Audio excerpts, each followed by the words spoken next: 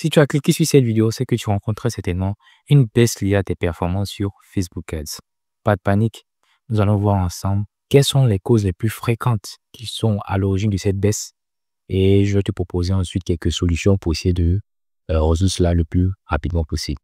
Le premier cas de figure, c'est lorsque tes conversions baissent quand tu essaies d'augmenter ton budget publicitaire.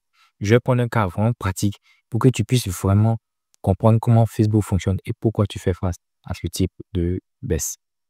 Alors, à supposer que chaque matin, je te remette 5 euros et ta mission, c'est de me trouver un article qui coûte exactement 5 euros. Facile. Le premier jour, tu peux me prendre une boisson gazeuse par-ci, un bracelet par-là. Vraiment très facile à réaliser. À supposer maintenant que je décide de changer la donne. Chaque matin, je te remets 100 euros et ta mission, c'est de me trouver 20 articles à 5 euros chacun. Attention, aucun article ne doit être le même que celui de la veille. Tu passes maintenant de chercher un article par jour à 5 euros à 20 articles par jour à 5 euros. Tu vas très vite comprendre que chercher 20 articles à 5 euros devient un réel défi en fait, sachant qu'ils doivent être tous différents les uns des autres. Tu vas commencer à galérer et tu vas forcément finir par accepter les articles à 10, 20, pourquoi pas 50 euros, juste pour pouvoir atteindre ton quota. Facebook fonctionne de la même façon.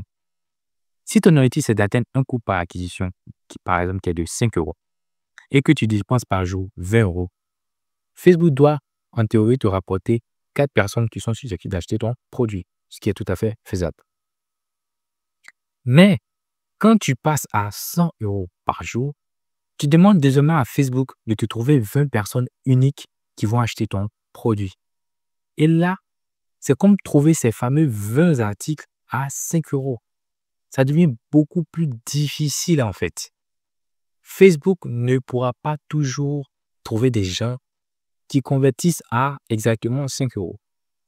Il va commencer à maintenant te rapporter des conversions à 10, 15, voire 20 euros. Ce qui va entraîner par la suite une augmentation de ton coût par acquisition et une diminution de ton ROAS. Plus tu demanderas à Facebook de te trouver un grand nombre de conversions par jour, plus il sera obligé d'élargir son champ et donc d'inclure des profils moins parfaits, ce qui aura principalement pour conséquence d'augmenter tes coûts. J'ai pris un cas ici dans le domaine de l'e-commerce, mais ça va également dans le cas de la prestation et services, c'est tout à fait pareil. Au final, si tu remarques que, par exemple, le lundi, tu obtiens 20 conversions, le mardi, tu obtiens 15 conversions, le mercredi, tu obtiens aucune conversion, ne te dis pas tout de suite que tes publicités ou bien tes campagnes ne marchent plus. Non. Il faudrait que tu prennes une plage assez raisonnable pour prendre des décisions. On va dire, par exemple, une semaine. Et si au bout d'une semaine, tu remarques que tes conversions, il n'y a pas d'amélioration, là, tu peux maintenant décider de prendre une décision. Mais ne prends pas de décision au jour le jour, sinon tu risques de rester dans cette boucle infernale. Parce que cet exemple que j'ai posé, je pense que ça t'illustre parfaitement comment fonctionne Facebook. Le deuxième cas de figure, c'est-à-dire c'est lorsque tes créatifs publicitaires sont inadaptés à l'audience que tu vises. Parce que forcément, si ton message ne passe plus, tu n'auras plus de conversion.